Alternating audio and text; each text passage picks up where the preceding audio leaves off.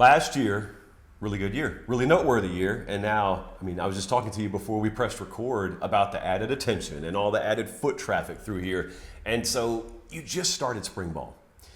All the attention's great. But I imagine sometimes it's like you got to pull the hot air balloon back down to earth and remind guys, we don't get to pick up where we left off. Right. We start from scratch. We are 0-0 at anything this year's team accomplishes is going to be because of this year's team. Has that been a problem, or do guys kind of get it? I think guys get it. Since they came back in January, it's a group that's very confident because they know that we have a chance to be a really good football team, but very hungry as well about the way the last year ended. We're excited about the season that we had, winning 9 games, but there's still a great hunger for what we didn't accomplish, and then we fell a little bit short of ultimate goals. So they've been very purposeful, very driven since they came back in January, and that's been exciting to see. But you're exactly right, and that's the point that we've made is, we have a chance to be a really good team, but also understand that there's high expectations for, there's players that are returning, but these high expectations are because of what we did last season. And a lot of the guys that did that are no longer a part of this program. They're getting ready to move on to the NFL. So understanding that it doesn't just happen, there was a lot of work that went into the 2024 team on and off the field, and 2025's got to be even more. When I'm watching a series on Netflix, you'll have a character who thinks they're mad or like they think they're driven, and then some inflection point happens in their life. And you could see it. It triggers a totally different layer to their mind, and they just go scorched earth.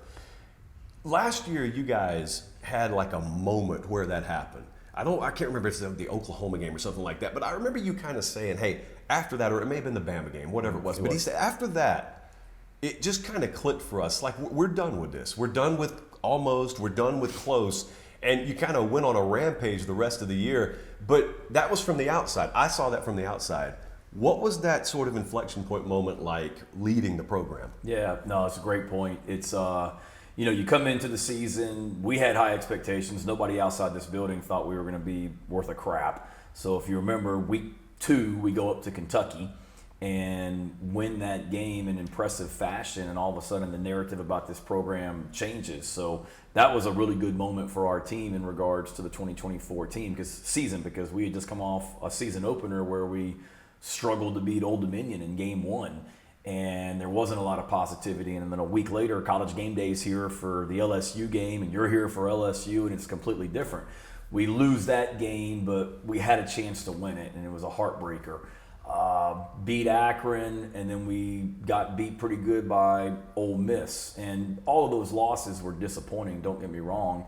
But then we go to Alabama, and we go down early, we battle back, we have the ball twice in the last couple minutes with a chance to win the game, and we weren't quite able to get it done. So that's the moment you're thinking of or talking about, is in the locker room after that game. And it was just a different feel in the locker room after that game of very much just, we're tired of this and we're working our butt off in practice. We've worked our butt off. We're better than what we're showing out here on Saturdays.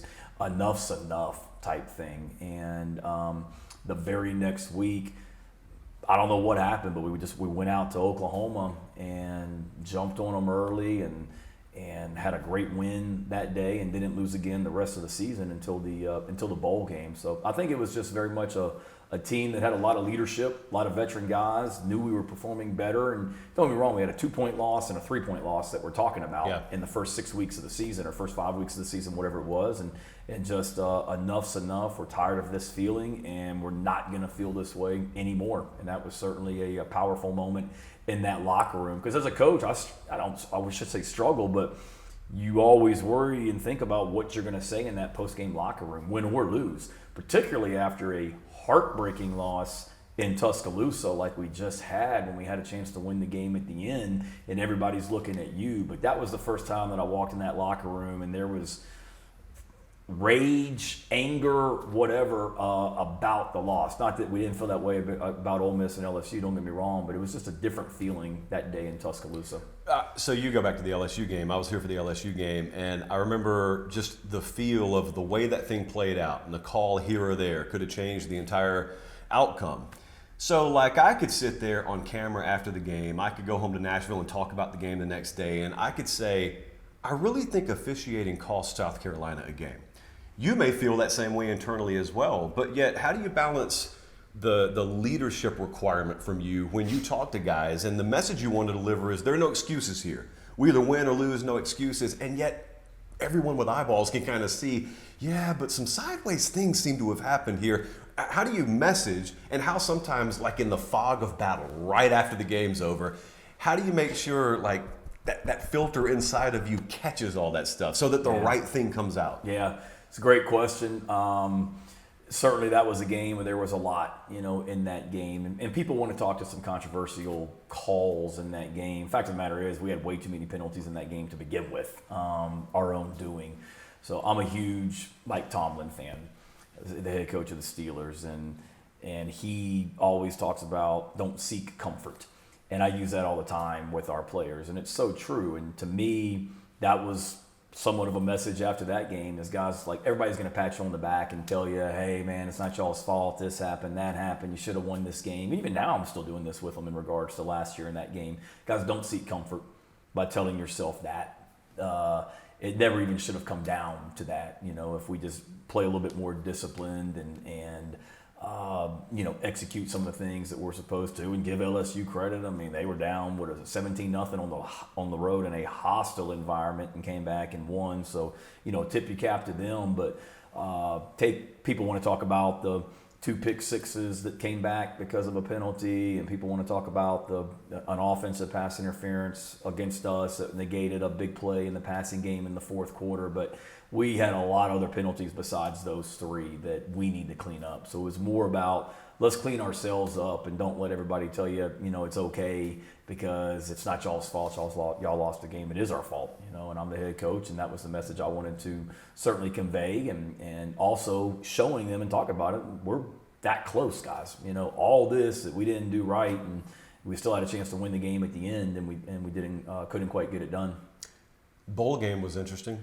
Bowl game was entertaining. I got to sit there and watch it on TV, and you know how bowl season is. Sometimes there are multiple games going on. Yeah. So you got the volume up on one, and you got another one muted. Well, you guys versus Illinois happened to be my muted TV for a second. Okay. So I'm hearing audio from whatever other bowl game's going on, and you do the kind of double take, and you glance over, and is Beamer taking his headset off? Is he? Who's he yelling at? Is that Bielema over there? And I grew up in the attitude era of professional wrestling, so I've seen that. Mm-hmm.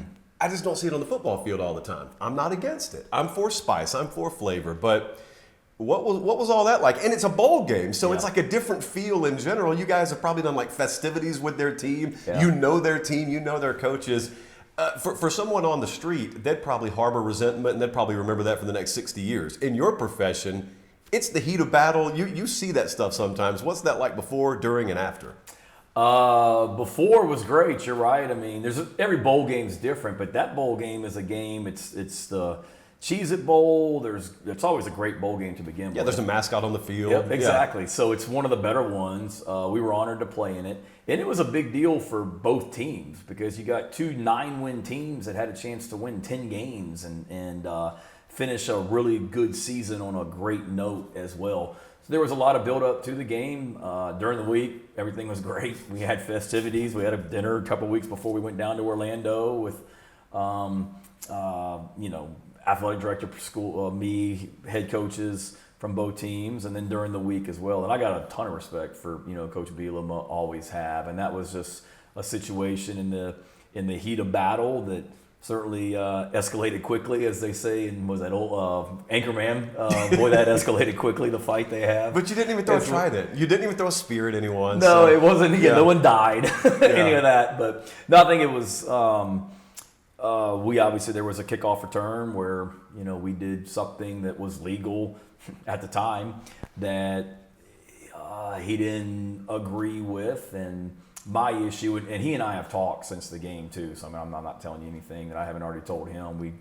He reached out to me a couple weeks after the game, and we had a conversation. And my issue was just if you have a problem with something that we did, he walked across the field to check on his player that was injured on our sideline. Just pull me aside and be like, Shane, what the F? If you have a problem with it, you're right there. It bothered me that, to me, when he made the motion that he did. To me, he was, maybe, I don't know what the word is, disrespecting, calling out, whatever, our entire sideline. And that's the issue that I had with it was, as the head coach, I'm certainly protective of our team and want to defend our team, and didn't like it when another head coach came over there and made a motion towards our sideline when you're right there. I just felt like as a head coach, I had the obligation to, some would say, no, keep your composure and don't do anything, but I don't agree with that. I mean, I knew what I was doing. I mean, I wasn't like in a rage when to go out there and start a brawl on the 50-yard line, but I felt like I had a responsibility to our program to at least respond. And it got you going watching on television, and it got both sidelines really even more amped up and the crowd into it. But again, I hate that it happened, but I was defending my team. He felt like he was doing what was best for his team, and we've talked about it since then. Got great respect for Coach Bielema and the Illinois, program for sure. So the ending of that answer is pretty diplomatic. It's pretty measured. Some would say political, which brings me to my next point. You've recently made your way up to Congress. Yes. You testified. Sitting next to Illinois' athletic director. So I'm not saying that this whole thing is scripted. It just sometimes feels that way. Yeah.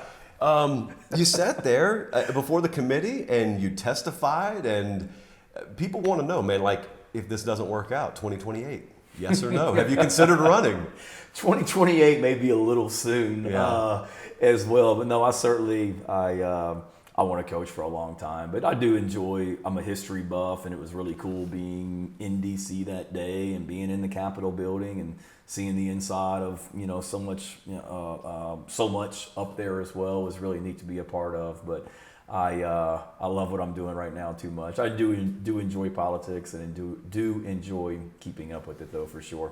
It's not a denial though. It's not a denial. Very smart. But seriously, so when everybody's going through this. Every coach is going through this right now. You don't even know fully what the rules will be of this sport post-April, because we've got rulings coming down, which is what you were up there in part to talk about. Yeah. So when you structure your player personnel approach, your revenue sharing approach, which is an era we're entering into now, how flexible have you found that you have to be? Because it seems like it's like balancing on a seesaw in the ocean, figuring out how to long-term map out your strategy when you can't see past like 5 feet in front of your face. Yeah, very flexible, and you got to be very flexible. And to me, you better be honest with the young men that you're recruiting as well, because frankly, there's a lot of schools out there that are making promises to young men in high school right now that you really don't know if that's what you're going to be able to do.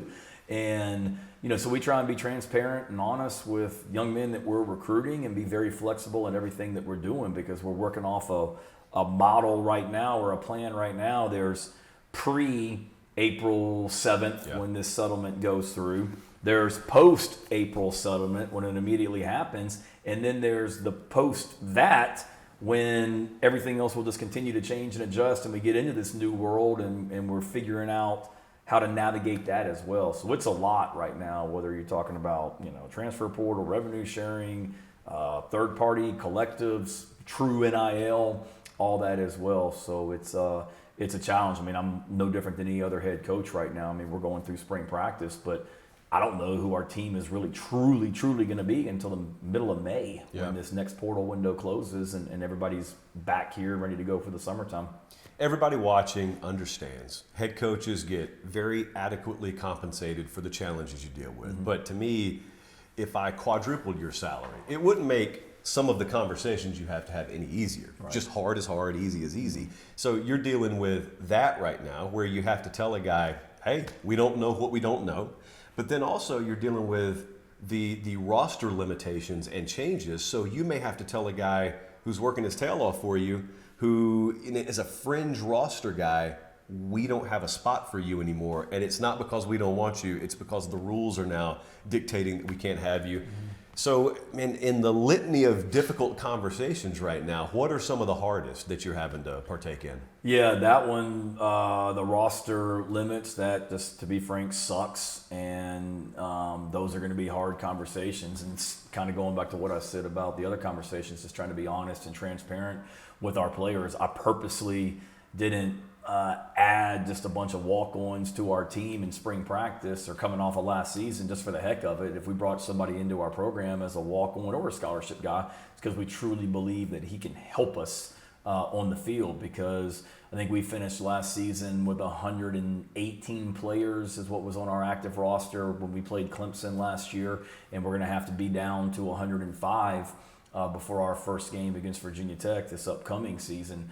And those are going to be tough conversations because it's a lot of guys that do everything right. And what makes it a challenge, there's a lot that makes it a challenge, but you've got to build your 105 roster off of projections of how you're going to be able to get through a season and be able to practice. Like everybody thinks, 105 guys, that's plenty, and you don't play with 105 guys. Yeah, that's great. Like, we don't need 105 guys on game day, but to be able to practice the way that you want to, if you lose a couple years ago in 2023, if we had double-digit offensive linemen to injuries, and we got to a point where we hardly have an offensive line to be able to practice adequately in practice. So you got to be able to project, okay, make sure we got enough of these guys, because unlike the NFL, there's no, we lose a couple receivers and we just go add some guys from that are still on campus that we had to cut. You can't bring them back until the end of the season. So that's a challenge that all of us as coaches are navigating through. So that's certainly a tough conversation. Trying to be honest and transparent with our players in regards to revenue sharing and what that's going to look like, and why we're doing what we're doing, and that we have a plan, and that this guy, not to get into specifics, but this position is typically going to make more than this position, whether it be NFL or nowadays in college football. So there's a lot of new conversations that all head coaches are having that no coach in the history of the game has ever had to have before. My dad's a Hall of Fame coach. I can't call my dad up and ask him, hey, how'd you handle rev share with Mike Vick, back when Mike was playing for you? Or how'd you handle when you had to, cut 15 players off your roster because of the roster sizes going down? It's just it's an unknown world right now in a lot of ways. What is the sort of interprofessional communication like right now between you and other head coaches? Because you're competing against them, and there's always been a fairly open line of communication, open dialogue. You guys have meetings with each other, you got side texts with each other. But when it comes to that specifically, like you said, I can't reach out to someone who coached here in 1994, or my dad who coached multiple generations, because it's a new frontier. They didn't deal with any of this stuff. Yeah. How much of it is, hey, we may be competing on Saturday in the fall, but like right now we're also collectively trying to just figure this thing out. So any feedback anyone has, that'd be very helpful right now. Yeah, a lot. Just when we're together in meetings, all the SEC head coaches were together in New Orleans in February.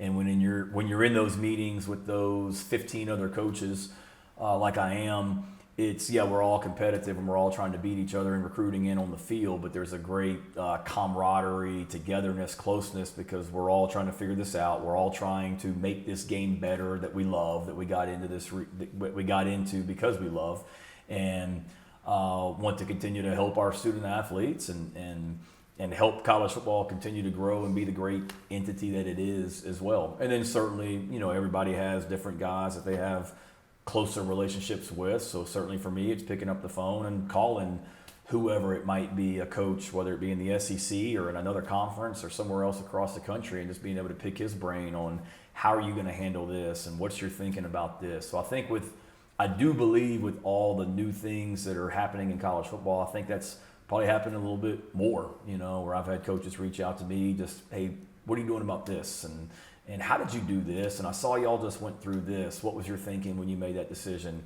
I'm getting those calls, and I'm certainly making those calls to certain guys as well. Everybody can see what your record is. They could pull up your Wikipedia page. They could tell what your record has been year over year. So that withstanding, move beyond record. If someone comes to you and says, hey, explain the growth your program has seen. Point to me tangible areas where I can see the progress you've made. Beyond the win-loss record, what are the first things you'd bring up? The culture in this program, it starts with that, and everybody talks about culture and things like that. It's a buzzword. Everybody loves to use it, but I truly believe it's very real here. And I think it's evident when you go 5-7 like we did in 2023, but kept the bulk of your team together And guys that could have either gone to the NFL at that point or could have easily transferred to other schools, they stayed. Now, did we lose some guys? Sure, you're going to lose some guys every year, but not that many. And it was really for us addition by subtraction in a lot of ways with the guys that we brought into our program. So if you go 5-7 and miss a bowl game like we did a couple years ago, if your culture's not strong, that's not going to happen. We kept our team intact. When we were 2-3 or whatever we were last year, 2-3, I guess, 3-3 at one point. The culture allowed us to stay together and then run off 6 in a row and be 2 points away from the college football playoff. So that is growth. When we have players that come in from other programs, they talk about the culture here, how it's different. And they're able to thrive individually and then us as a team as well. So that's an area that we've certainly grown. I think with just our overall roster, just the depth, you watch us practice right now, we have more depth. I mean, I can remember my first couple of years here, spring practice. I mean, you're struggling to get through practices some days because of the lack of depth. We have, able-bodied guys now for sure. And then certainly I would say, our fan base, without a doubt, is an area where we've continued to just but add to the amazing, great fans that we have. You've been there. There's no better environment in the country, in my opinion, than across the street in that stadium, and the impact that they've had on us to allow us to continue to grow, because it all goes together with social media and the fan support. Recruits want to be a part of a fan base with great fans and great support, and that's what we have here as well. So they've been a huge part of that. One of the beautiful things that you see in some places in college football, and I would say this place has it, is everybody up to and including the head coach talks about the engagement and talks about fan participation and the environment in their stadium, and they talk about it so much and they beat the drum so much that it's almost accepted that if you enroll at South Carolina or you're a season ticket holder at South Carolina, you walk into the venue on Saturday with an active role to play. Mm-hmm. Everybody walks into a stadium on Saturday, mm-hmm. and there are varying degrees of loud. But I don't know, I can't explain it, like I can't put my finger on it, but there's some places, I've always felt like this is one of them, where when you go there, you can feel a vibe, and the vibe is such that people kind of know we got a job to do today too, beyond just sitting here and watching. No doubt. Such a great point, and so true, and that's what our fans are like. They always have been. They're passionate, and we have a true home field advantage. And it's not just, everybody talks about night games in Columbia. It's 12 noon when LSU comes to town. It's a 4 p.m. game against Old Dominion like we had in Game 1 last year. They understand the assignment, and they bring it every single Saturday in that stadium, and they're a true weapon for us. And it's cool hearing, this time of year when we just had our pro day for the NFL, where all of our guys that are going into the NFL, they come back and they work out in front of the NFL teams. And most of them for the last couple months, they've either been here in Columbia or they've been somewhere else in the country training for the draft. And when they're training, they're doing it with other college players. Agent sends them there and whatnot. And it's pretty cool when those guys come back and they're like, man, coach, it's been really neat being around so-and-so from this school in the SEC, or so-and-so from this school in the SEC, or so-and-so from this school in the Big Ten. And it's really cool hearing them talk about how hard it is playing in our stadium, or it's really cool hearing them talk about how much they love watching us play and the respect they have for our program. And usually one of the first things they talk about is the crowd and the fan base that we have. All right, so your career specifically for a second. If you were 90 years old right now, if you were blessed to be 90 years old, we could look back on your entire career and it would look like chapters. And you would be able to recount things from this chapter, things from that chapter. You may even be recounting specific years. Mm-hmm. Okay, but when you're in the middle of it, I don't think many people think of it that way. Because if you're wasting that much time, you're probably you're going to be retired a lot sooner than you want to be. But even within it, live bullets flying, you're in the peak point of your career. How much time do you get to take and step back and evaluate broad picture? Here's where I was, here's where I am, and then there's the whole here's where I want to go piece. Mm-hmm. Not speaking of going somewhere other than South Carolina, but at South Carolina, here's where I want to go. Here's a layer of myself that I don't think I've untapped yet, or it's still untapped. Yeah. How much cognizant ability do you have to think that way, or do you just take it in the moment and whatever comes, and I'll look back on it when it's finished? A little of both. I mean, I certainly think both ways, and am proud of what we've accomplished. And certainly, my wife and I will talk that, can you believe that? I guess this is 2025. So 10 years ago was my dad's last season at Virginia Tech. And thinking about, 10 years ago, 2015, I was coaching at Virginia Tech, and who would have thought that from there I'd go to Georgia with Kirby Smart and play for a national championship and coach in the Rose Bowl, then go to Oklahoma with Lincoln Riley, and then within 10 years I'd be back at South Carolina as the head coach. I mean, certainly, she and I have those conversations, and you think about how blessed we are to be in this position. And then I'm always thinking about, certainly where we are. I mean, every coach talks about it, and it's true, like process, day-to-day, a 1-0 mentality, like how do I make this program better today?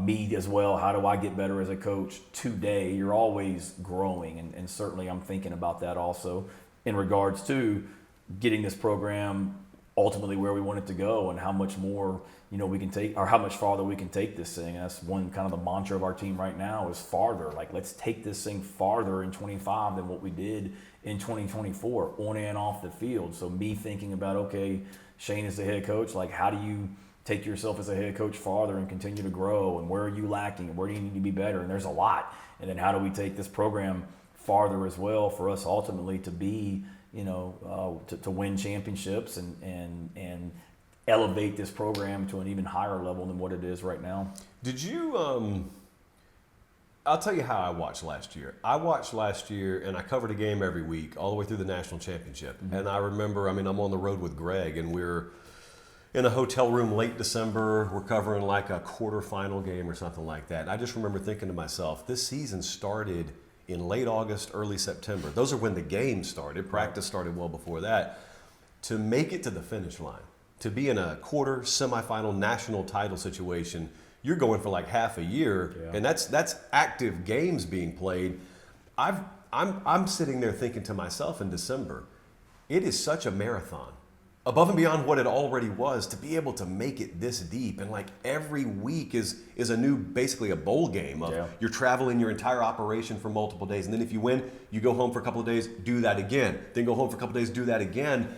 And I'm thinking, what must it take above and beyond just staying healthy?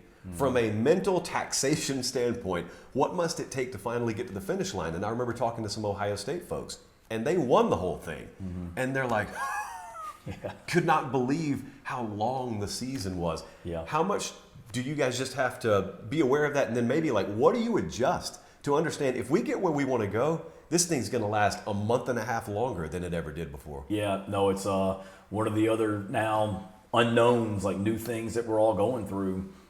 As well, because it is a long year, like it always has been. And you play in the SEC, and you play Ole Miss, and you're like, all right, well, who's next? Oh crap, here comes Alabama. And you go to Oklahoma, and they got really good players on defense, and you're like, man, that front was good. And who's next? Oh, here comes Texas A&M to town, and all these first round draft picks. So it's a grind in this league to begin with.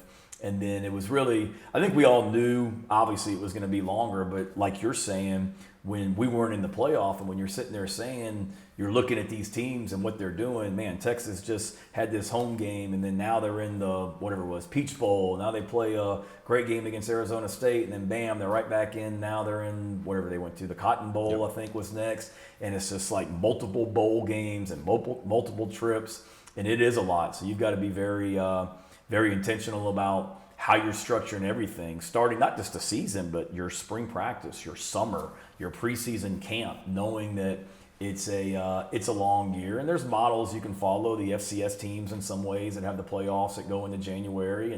And I'm fortunate that I've got a colleague here at South Carolina, and Dawn Staley, that she's made deep runs into the NCAA tournament and is going to this year as well, where, I can pick her brain. You get into the postseason, you're playing 2 games a week, and I get it, it's different, but in a lot of ways it's not. Just it's the pressure of the postseason and multiple games in different sites as well.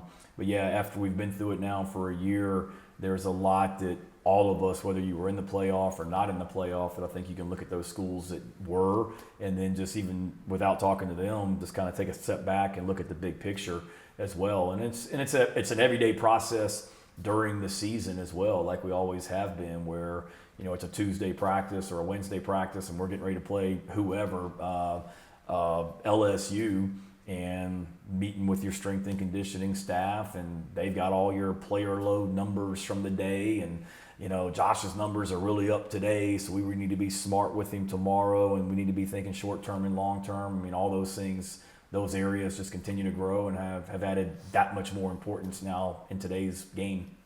You've always been a proponent, correct me if I'm wrong, of having a preseason game in college football. Yes. So that's a conversation that's been happening. And then also simultaneously, we've had this, do we have real spring games or not? Mm-hmm. And then you got Dion out there saying, not only do I want to have one, I want to play someone in a spring game. It is my opinion the post-spring transfer portal won't be around much longer. Mm-hmm. So let's assume that for a second. Let's assume the post-spring portal goes away. You're not terrified of everyone coming and grabbing your players, and you have no recourse because the next thing up is the season. Mm-hmm. If that landscape exists, do you think that spring game concept is going to evolve across the country, or do you kind of think it's a conversation point we do every year, not much is really going to come of it? I would love for it to. I think like everything else that's changing in college football, we need to look and say, is this something that we should be thinking about doing? Because you're exactly right. I mean, I was an assistant coach here at South Carolina in 2007, 8, 9, and 10, and I can remember doing an interview where I talked about I wish we had a preseason game.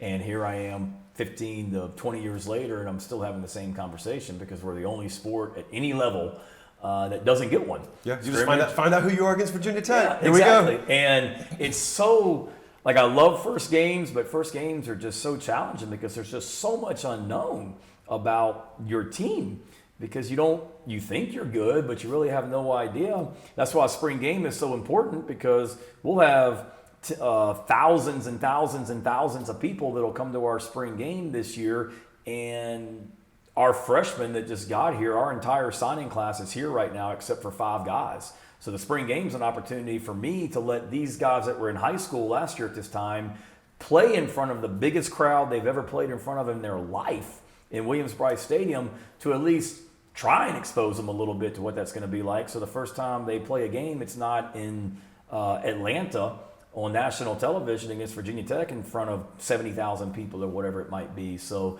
I love that's why one of the reasons we're doing our spring game this year in front of a crowd, but also I think it'd be great. I mean, just to be able to, whether it be a spring game or preseason game, but certainly the month of August is long for college coaches because it's a month of practicing against yourself. Spring practice is great because there's great teaching and all that, but to be able to, culminate spring practice with a spring game against somebody else, and we're all looking for ways to generate revenue or give back to others. There's so many opportunities in my mind to be able to do that, where here in Columbia we could go play NC State in Charlotte or something, or we go to Chapel Hill or Durham, or go down to Atlanta and play Georgia Tech or whatever it might be, somebody that's not on our schedule. I would love it. Yeah. You mentioned something that has always fascinated me. So the week one concept in college football, the way it's been for both of our lifetimes is you kind of throw it out there and we'll all find out together. Yep. Now, from a viewer's perspective, I'll build up expectations of South Carolina. I'll have my power rating of South Carolina. I'll think I know where the position strengths and weaknesses are. Yeah. And then I'll watch and then I'll adjust accordingly. And then if you guys underperform relative to my expectation, I got to figure out, okay, is that just a blip on the radar screen, or was I too high on them? And then, but you're a coach, so how different is it for you? Like, how big a shock to the senses is it for you and your staff to get the result you get in week one? And then what is Sunday like? What is Monday like following that week one game every year? Yeah, no, it's a great question and fascinating, and it's more challenging than ever now, week ones, because of the transfer portal too. Because beforehand, okay, we're playing whoever week one. You turn on the tape from last year. Well, here they are.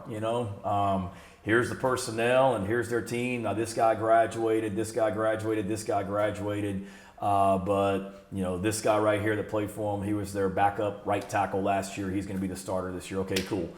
Not anymore. Now you're watching like Old Dominion we opened up with last year, and they had a bunch of new transfers that came in. So you're trying to go through the personnel and project who's going to be where, and here you are watching tape on this guy from this school, and this guy from this school, and this guy from this school, but they're all part of Old Dominion's team right now. Not to mention this year we played Virginia Tech, and they've got a new offensive coordinator and a new defensive coordinator. Neither one of them were in college football last year. So there's just so many unknowns about it. So you try and stay level-headed. It goes back to what you said about what a long season it is and what a marathon it is, that you have game one, and that's what's cool and challenging in so many ways about college football. You only get 12 guaranteed opportunities. 12 is all we get. And week one matters, just like week 2 and 3. But just trying to take a deep breath as a head coach and understanding, all right, that was week 1. How much better do we get from week 1 to week 2? And okay, here's where the areas where we were lacking, and it's different because it's the first time going through a day after a game, but it's really the same process for us as it is in week 8. Here's the things we did well. Here's the things that we didn't do well. Here's the things that surprised us. Here's the personnel errors that we made that we thought this guy was going to be able to perform a little bit better against this guy, and he didn't. Maybe we need to get him a little bit more help or whatever it might be next week. And that was us this year. I mean, I mentioned it earlier. We struggled against Old Dominion and give Old Dominion credit. But, I mean, that thing went into the fourth quarter, and we looked at it and we said, okay, we're pretty good on defense. We've got this freshman defensive end named Dylan Stewart that we felt was pretty good. Okay, he's pretty freaking good. Offensively, we got a lot of new faces. We just started a quarterback in his first game ever as a college football player, or first game ever starting. He'll continue to get better and not like sit there and panic. But, you know, because there was some panic with some people, not in this building, but maybe outside this building. Oh my God, they went 5-7 last year and they struggled to beat Old Dominion. Well, okay, but take a deep breath and realize there's some reasons for that. We can be better. Here's some opportunities that we missed, and we'll be better week 2. And just trying to stay level-headed and stay the course, and that's what we did. And then we were able to go up to Lexington and beat UK the next week, and that was a huge win for us that, you know, propelled us to a lot past that. You were talking about all that's changed and how, construction of a roster is way different now than it used to be. I'm going to ask you this because we were with Kirby Smart at Georgia yesterday, and I asked him this. I love where he went with it. I've got my own. So when you look at the current state of the game or the current state of society or music or movies, whatever, there are things that used to be that are not anymore. Mm-hmm. And some of those things that are not anymore you may have loved. Mm-hmm. For example, I go to games every weekend. I'll go to a concert or whatnot. I'll go to a live event. And now, anytime something big happens, you look and it's just an ocean of cell phones that are being held up in the big moment. Whereas 25 years ago, it may have been hands up, but otherwise it would have been just eyeballs locked in and voice at full throat. And I miss that. And But I know it's a waste of time to talk about it because we'll never get that back. Right. Do you have things, whether it's coaching or whether it's just life, I don't care, 8 tracks for all I care, that you long for it, you miss this thing, you love it, you romanticize it, but Shane, you got to move on, man. It's not coming back. That's a great question. Yeah, it's funny you said that because I was watching the Players Championship in golf over the weekend, and anytime like a player was getting ready to hit a shot, no one was watching. They were all just videoing and watching through their phone. I guess they saw it, but it's like, put the phone down and enjoy watching Roy McIlroy like hit the golf ball and all that as well. Man, that's a great question. What did Kirby say? Kirby said he missed the era where you could coach a guy hard, and no matter how hard you coached him, you knew he was going to be there in the fall. Yeah, he was going to be on your team. And now it's like you're pushing a guy, and unbeknownst to you, you're pushing him towards the edge of a table, and then where'd he go? He's not here anymore. So that's what he said. He went football. Yep, I can see that, and understand certainly where he's coming from. I don't know. Nothing that jumps out, and I'm not trying to dodge the question. I mean, it's one of those. I feel like there's got to be, something like that. I miss probably as a dad right now, like with my own children, but it's our players, it's society in general.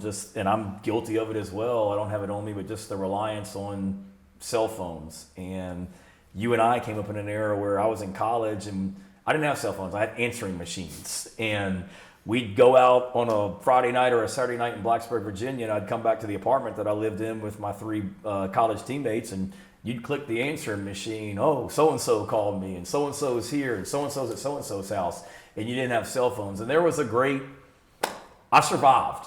You made it. I made it. And my kids now thank God for my wife, but my oldest daughter, she's a sophomore in high school, and my Lord, like she doesn't have the cell phone for 10 minutes, the world's going to end and whatnot. So I maybe miss those days a little bit where there wasn't such a reliance on instant communication, social media, things like that as well, which I think big picture has also led very much to the instant gratification. And I see it as the head football coach that guys come in and they just expect everything to be this way right now, where I'm going to come in as a true freshman and I'm going to start and I'm going to go, catch 40 balls or have 6 sacks. And when it doesn't happen, well, something must be wrong. I'm going to go somewhere else. And it all goes back to that immediate instant gratification that I think is very much of, society, and everything's at your fingertips right now on your phone. So that's probably a big picture, talked about a little thing that I think really impacts a lot as well, if that makes sense. There's that. A lot of people go to that. Okay, so I would agree with you. There's a ton of downside of being immersed in technology and constantly, having your head. It affects people's posture, by the way. Yes. Even people's posture sucks now. Yes. I got a working theory. Half the people I float it to think it's dumb. Half the people say, whoa, it's the smartest thing I've ever heard. There's no in between. I do believe in your profession that you're now dealing with a generation that's entirely grown up in the social media era. Their entire adolescent lives and young adult lives have been lived basically in the public sphere, meaning, if you screw up, someone could capture it and your life could be ruined at any moment. That's right. All right, so my theory is we've seen off the field stories in college football plummet. I don't feel like there are nearly the amount of off the field incidents that there used to be. It used to be a headline every other day. That's a great point. And I'm not saying it doesn't happen. And in isolated areas, probably maybe some program still deals with it a lot. But by and large in college football, it almost feels non-existent to me now. And my theory is, okay, you're dealing with a generation now that has grown up paranoid that someone's watching at all times. The whole definition of discipline used to be, what are you doing when you don't think people are watching? Well, nowadays everybody's watching at all times, and there's also money on the line for guys now, as opposed to maybe 5-10 years down the road. Yep. So if I agree with you, by the way, like I do miss that, but maybe one of the benefits, if we want to call it that, is you don't have to put the fear of God into guys. They're already here having it their whole lives because they know my family's counting on me. I can earn money immediately in college and everyone's watching me. Maybe it's not worth it. Wow. That is a great point. I really haven't thought of that, but you're exactly right. Knock on wood in regards to the off-field issues and things like that as well. But I think there's certainly something to that, because we talk about it all the time. I do as a dad, I do as the head football coach, that your life can change in an instant, and it always was able to, but now, like you're saying, it's always going to be captured by someone, whatever you do. So we just came off spring break, and as a head coach, your players are gone for an entire week, and they're in Florida and doing whatever, wherever, and you hold your breath. But we've never had in my time, I'm going to jinx myself, but we haven't had issues like that on spring breaks and things like that. You don't hear about it as much. You're exactly right, because I think guys do know that everything's on camera now as well, and there's a lot more writing on it in today's game for sure. All right, as we circle back, kind of close it up with this year, this team, it's really early in spring still, as you and I are talking. You guys just opened spring ball.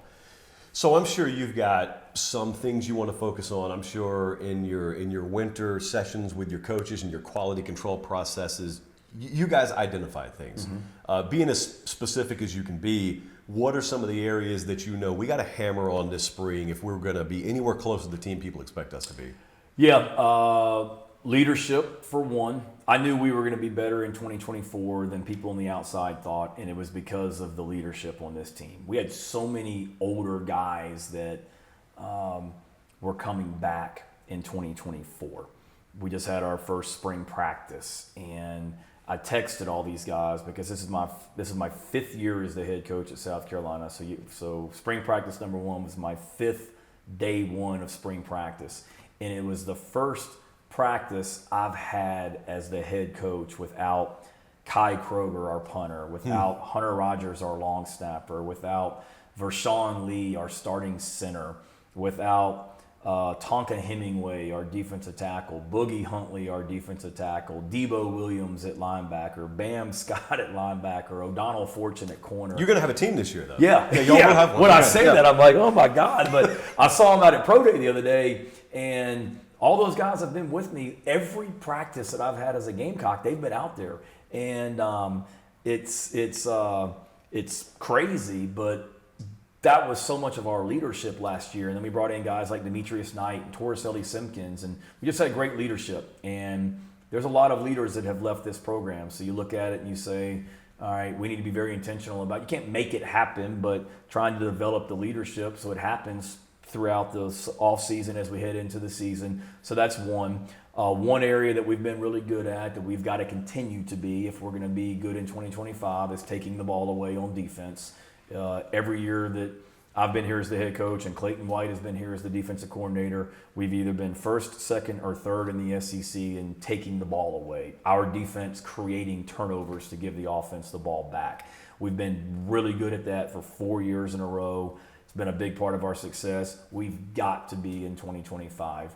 And then we've looked at it. There's areas on offense we need to certainly be better at protecting the ball, because we were one of the best teams at creating takeaways last year, but we weren't as good as we needed to be at protecting the ball. So the best teams in college football, it's crazy. You look at it every year. If they're tops in turnover margin, they're going to be probably in the playoff. And I think we went back and looked at it the other day as a team. I think of the top 8 teams in the country in turnover margin last year, either 4 or 5 of them were in the college football playoff. And the other ones were James Madison and someone else. So taking the ball, protecting the ball, being better in turnover margin. And then when you're that close to the college football playoff, and people talk about, well, you're 2 points away. Yes, but we had a 3-point win, I think, against Missouri. Right.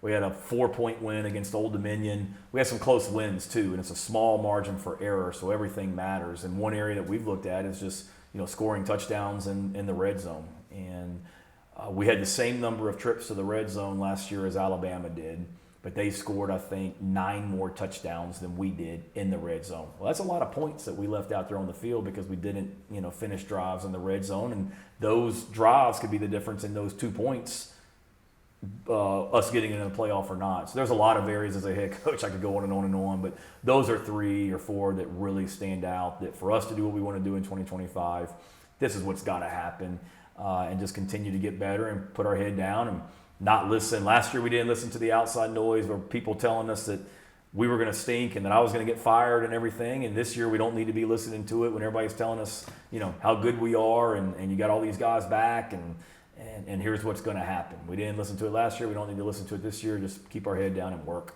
Coach, we appreciate it. Appreciate you guys. Are the best.